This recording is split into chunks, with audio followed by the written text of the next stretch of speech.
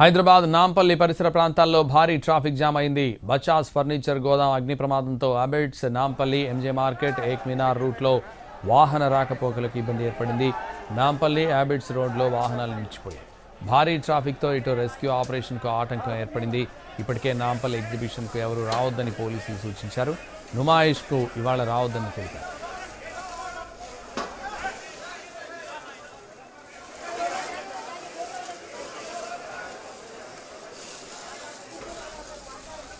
Rescue operation ఇంకా కొనసాగుతోంది. భవనం లోపల మొత్తం 6గురు చిక్కుకున్నారు. వాచ్మెన్ కుటుంబంలోని 2 చిన్నారులు 7 ఏళ్ల అఖిల్, 11 ఏళ్ల ప్రణీత్గా అగ్ని ప్రమాదంలో చిక్కుకున్నట్లు అధికారులు గుర్తించారు. పనిపై బయటకు వెళ్లిన తల్లిదండ్రులు లక్ష్మీ, యాదయ్య షాప్ దగ్గరకు చేరుకున్నారు. తమ పిల్లలను కాపాడాలని వేడుకుంటున్నారు. మరో కుటుంబంలోని 4గురు సైతం ప్రమాదంలో ఇరుక్కున్నట్లు తెలుస్తోంది. రోబో ఫైర్ మిషన్ స్కై ల్యాడర్తో రెస్క్యూ ఆపరేషన్ కంటిన్యూ అవుతోంది. స్కై ల్యాడర్ ద్వారా 4వ అంతస్తు అద్దాలు బ్రేక్ చేసి లోపలికి వెళుతున్నారు ఫైర్ సిబ్బంది. సెల్లార్ చుట్టూ రేకులు ఉండడంతో జేసీబీలతో తొలగించే ప్రయత్నం చేస్తున్నారు.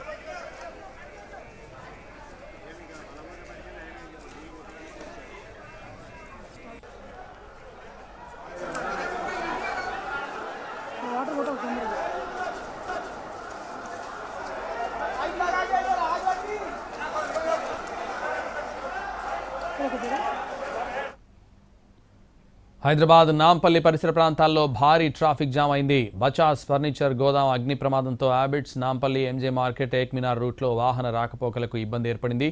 ఇదే విషయానికి సంబంధించి మరింత సమాచారం మా ప్రతినిధి రాధాకృష్ణ లైవ్లో అందిస్తారు. రాధాకృష్ణ. సంతోష్, ఇప్పటికే నాంపల్లి ఫర్నిచర్ గోదాం దగ్గర, అంటే ఈ బచ్చా ఫర్నిచర్ గోదాం అనేది నాంపల్లి రైల్వే స్టేషన్కి అత్యంత సమీపంలో ఉంటుంది. ఈ ఫైర్ యాక్సిడెంట్ చోటు చేసుకోవడంతో ఒక్కసారిగా పూర్తి స్థాయిలో అంటే నాంపల్లి పరిసర ప్రాంతాల్లో భారీ ట్రాఫిక్ జామ్ చోటు చేసుకోవడం జరిగింది. ఇవాళ అసలు సాటర్డే వీకెండ్, అలాగే 4th సాటర్డే కావడంతో కొన్ని కంపెనీలకు కూడా హాలిడేస్ ఉన్నాయి. రేపు సండే సెలవు దినం కావడంతో ఈరోజు వీకెండ్ చాలామంది ఎగ్జిబిషన్కి వచ్చే అవకాశం కనబడుతుంది. ఈ నేపథ్యంలోనే అధికారులు ఒక ప్రకటనను విడుదల చేశారు. ఈరోజు ఎగ్జిబిషన్కి చాలా వరకు హైదరాబాద్ వాసులు రాకుండా ఉండడమే ఉత్తమం. మరుసటి రోజు కానీ మరేదైనా రోజు కానీ నుమాయిష్ను తిలకించడానికి రావాలంటూ కూడా కొద్దిసేపటి క్రితమే ఒక ప్రకటన కూడా విడుదల చేయడం జరిగింది. మరొక వైపు మధ్యాహ్నం 1 గంట సమయంలో ఈ అగ్ని ప్రమాదం చోటు చేసుకోవడంతో అప్పటి నుండి ఈ భారీగా ట్రాఫిక్ జామ్ అనేది చోటు చేసుకోవడం జరిగింది. నాంపల్లి రైల్వే స్టేషన్తో పాటుగా అబిడ్స్, గాంధీ భవన్ పరిసర ప్రాంతాలు, లకిడి కాపుల వరకు ఈ ట్రాఫిక్ అనేది భారీ స్థాయిలో చోటు చేసుకుంటుంది. ఎక్కడ చూసినా కూడా రోడ్డు మీద ట్రాఫిక్ అంతరాయం ఎక్కువగా కనబడుతుంది. కాబట్టి వాహనదారులు ప్రత్యామ్నాయ దారిలో వెళ్ళాలంటూ కూడా ఒకవైపు సూచిస్తూనే ఎగ్జిబిషన్ గ్రౌండ్కు వచ్చే, ఈ ఎగ్జిబిషన్ తిలకించడానికి వచ్చే హైదరాబాద్ వాసులు కావచ్చు, లేదా ఇతర ప్రాంతాల నుండి వచ్చేవారు కావచ్చు, వాళ్ళంతా కూడా ఈరోజు ఎగ్జిబిషన్కి రాకుండా ఉండడమే ఉత్తమం. ఈరోజు ఎగ్జిబిషన్ తిలకించడానికి రావద్దంటూ కూడా అధికారులు ఒకవైపు ప్రకటన జారీ చేశారు.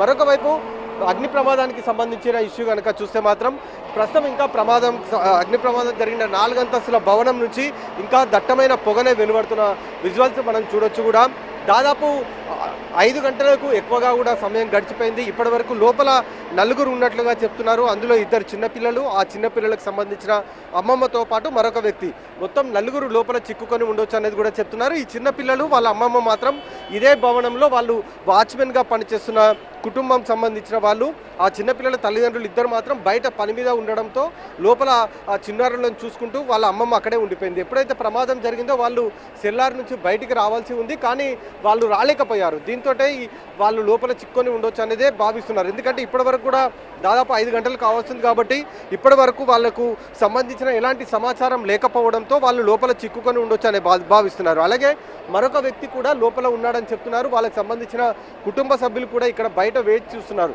అతనికి సంబంధించిన సెల్ ఫోన్ స్విచ్ ఆఫ్గా ఉండడం, అలాగే అతనికి సంబంధించిన ఆచూకీ కనిపించకపోవడంతో లోపల చిక్కుకొని ఉండొచ్చు అనేదే ప్రధానంగా వాళ్ళ కుటుంబ సభ్యులు కూడా భావిస్తున్నారు. మొత్తం దాదాపు 8 ఫైర్ ఇంజన్లను తీసుకొచ్చారు. అలాగే ఒకటి స్కై లైన్కి సంబంధించిన తీసుకొని వచ్చి దాని ద్వారా కూడా మంటలు ఆర్పే ప్రయత్నం అయితే చేశారు. కానీ దట్టమైన పొగ మాత్రం యథావిధిగా లోపల నుంచి బయటికి వస్తున్న పరిస్థితి మనకు కనబడుతుంది. ఫర్నిచర్ మొత్తం లోపల ఎక్కువగా కుషన్స్ కావచ్చు, స్పాంజ్కి సంబంధించిన మెటీరియల్ కావచ్చు, కార్డ్బోర్డు, చెక్క, ఇలా రకరకాల మెటీరియల్ అంతా కూడా ఫర్నిచర్ గోదాంలో ఉంది. కింద మొత్తం షోరూమ్ ఉంది, పైన మొత్తం కూడా గోదాంగా మెయింటైన్ చేస్తున్నారు. ఎప్పుడైతే సెల్లార్లో మంటలు అంటుకున్నాయో ఆ తర్వాత ఒక్కసారిగా ఇవన్నీ కూడా వ్యాపించడం మొదలు పెట్టాయి. ఫస్ట్ ఫ్లోర్ వరకు కూడా మంటలు వ్యాపించడం జరిగింది.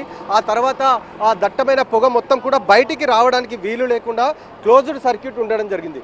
మొత్తం కూడా గ్లాసెస్ తోటి క్లోజ్డ్ సర్క్యూట్ ఉండడంతో బయటికి రావడానికి వీలు లేకుండా ఉండడం జరిగింది. ఇప్పుడు మనం చూస్తున్న ఈ గేటు కూడా గోదాంకి సంబంధించిన గేటు. ఈ ఎప్పుడైతే ఫైర్ యాక్సిడెంట్ జరిగిందో అప్పుడు దీన్ని ఓపెన్ చేశారు. లోపల ఉన్న వాళ్ళు ఎవరు కూడా బయటికి రాని పరిస్థితే ఉండడం జరిగింది. దీంతో లోపల నలుగురు చిక్కుకొని ఉండొచ్చు అని భావిస్తున్నారు. ఆ సెల్లార్కి సంబంధించి జేసీబీ సహాయంతో ప్రస్తుతం ఒక హోల్ని చేసి లోపల నుంచి బయటికి రావడానికి ఒక దారిని అయితే చేస్తున్నారు. లోపలికి రెస్క్యూ టీమ్ వెళ్ళడానికి ప్రస్తుతం మనం చూడొచ్చు. దానికి సంబంధించిన విజువల్స్ మనకు కనబడుతున్నాయి ఎదురుగా. ఇప్పటి వరకు లోపల ఉన్న వాళ్ళ పరిస్థితి ఏంటనేది మాత్రం ఇంకా తెలియరాలేదు. కేవలం నలుగురు మాత్రం లోపల ఉన్నారని చెప్తున్నారు. 8 ఫైర్ ఇంజన్లతో అయితే మంటలు అదుపులోకి తీసుకొచ్చారు. కానీ ఈ దట్టమైన పొగ వ్యాపించడంతో లోపలికి వెళ్ళడానికి రెస్క్యూ టీంకి అనేక ఇబ్బందులు అయితే ఎదురవుతున్నాయి. Santosh. Right, thank you Radhakrishna.